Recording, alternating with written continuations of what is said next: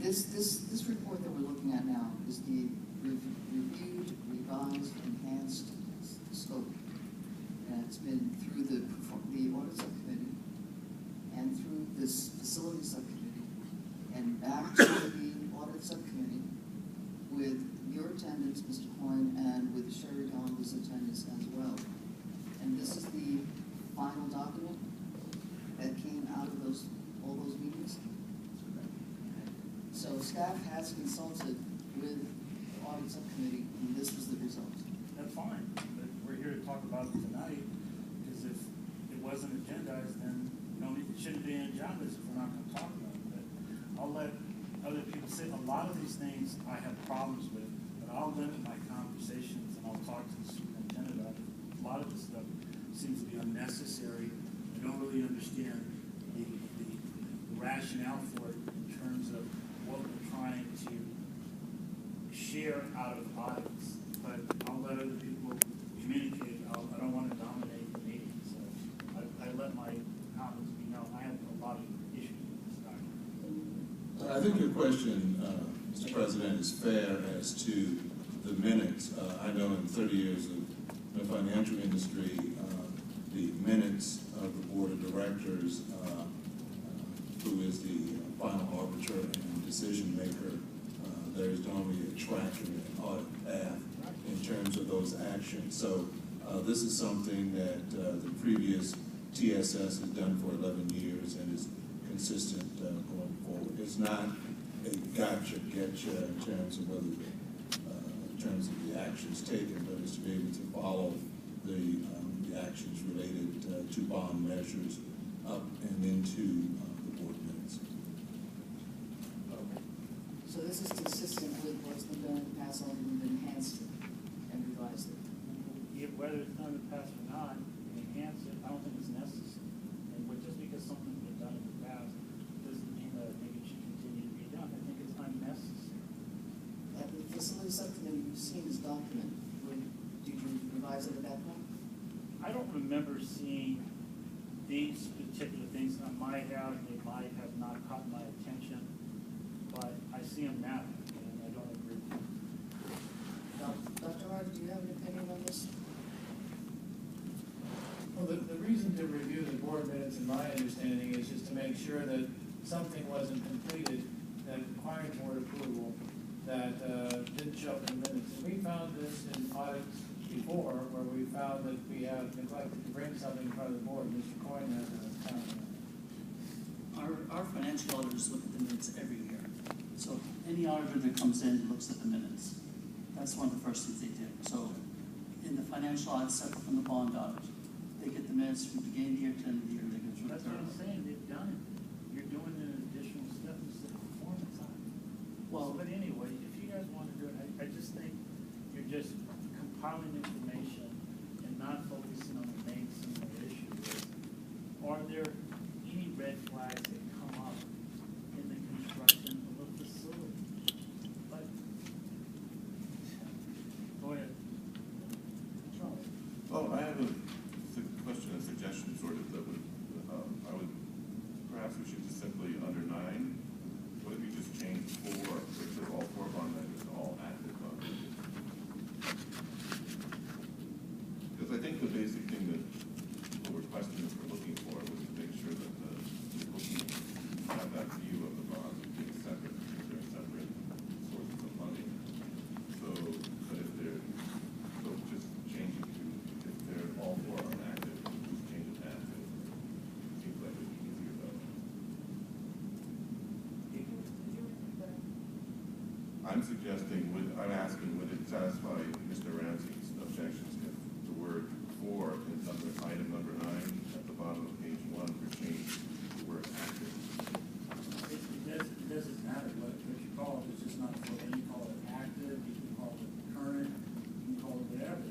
There's only 2 bond measures. I don't want to spend a lot of time debating. There's no 4 bond measures that are being audited. The other 2, you have 4 that are out of money.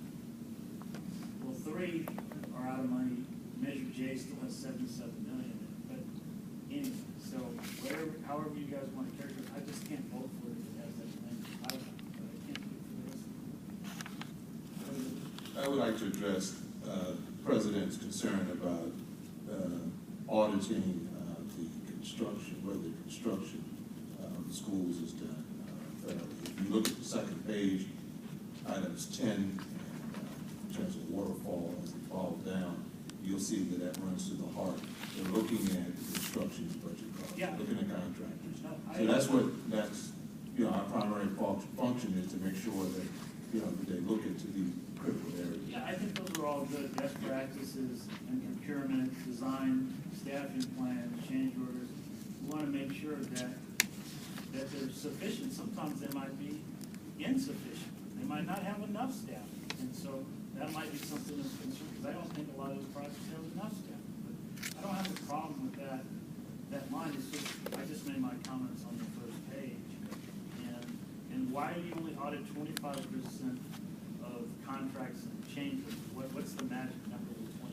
Is there some standard, legal standard, or is that the sort of reasonable person prudent test that you do 25%? I don't know. Yes, normally when you do a sample, 25% is very aggressive and has enough far reach, whereas if there are inconsistencies, you're likely to find it within that reach. We debated whether it should be included, but we have the ability to expand that reach beyond 25% if necessary. So is there, President Ramsey, is the primary concern that there are too many bond measures being audited and there really shouldn't be on there?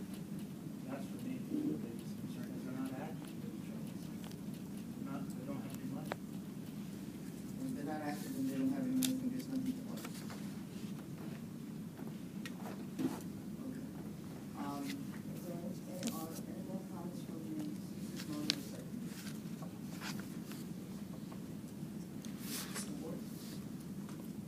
Okay, so let's move on to item B2.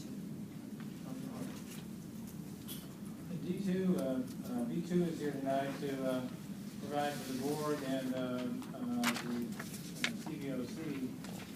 One of the charges is to make sure that we're maximizing our revenue from non-bond sources, and Matt Petler is here from school facilities to provide us an update on where that money's come from and where that money has gone. There's a considerable amount of money in that. I think it's important that both groups have a clear understanding of what's there, and you have the presentation in front of you, Mr. Petler. Thank you very much, Dr. Harder. Pleasure to be here this evening. Go ahead. Okay. As Dr. Harder said, I wanted to give a presentation to both the board and the CBOC on the district's efforts to bring money into the facility program outside of the local bond. And on the first slide here, you'll see there's really three areas in which that's accomplished. The largest area is through state facility funding, and then the other two areas are through interest earned on various funding sources and on impact fees that are charged on residential and commercial development. And I'll talk about that a little bit later in the presentation. Primarily, I work with the district on the state funding piece, and again, that's the largest outside revenue source of the three.